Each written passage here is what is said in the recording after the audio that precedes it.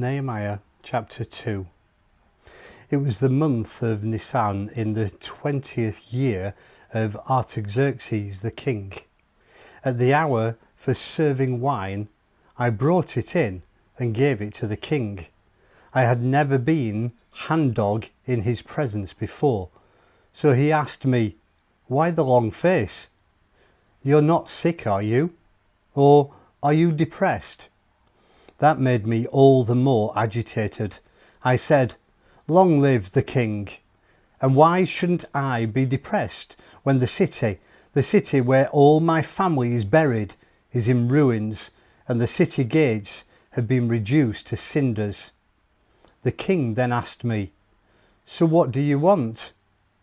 Praying under my breath to the God of heaven, I said, "If it please the king, and if the king thinks well of me, send me to Judah, to the city where my family is buried, so that I can rebuild it."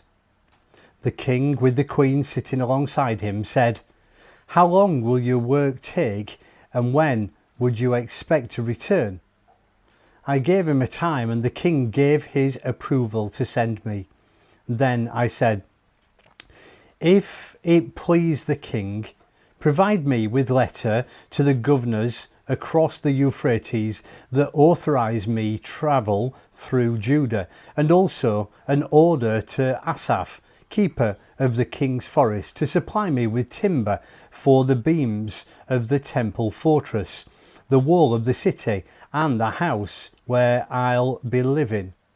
The generous hand of my God was with me in this, and the king gave them to me. When I met the governors across the river, the Euphrates, I showed them the king's letter.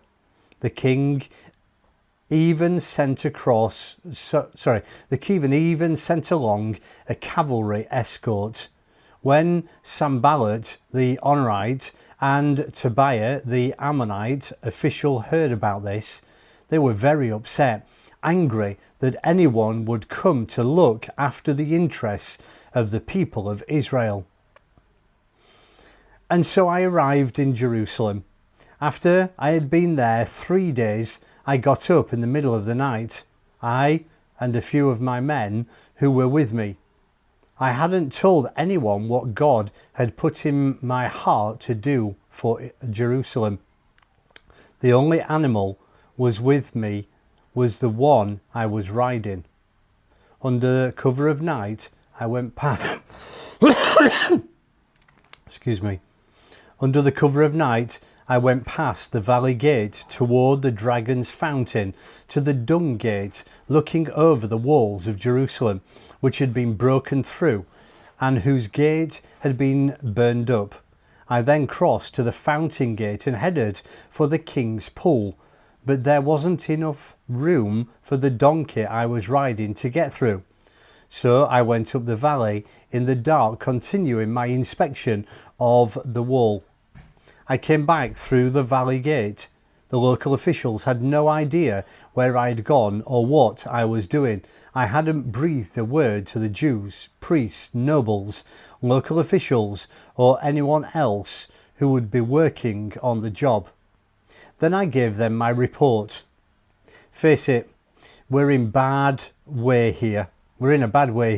Jerusalem is a wreck. Its gates are burned up.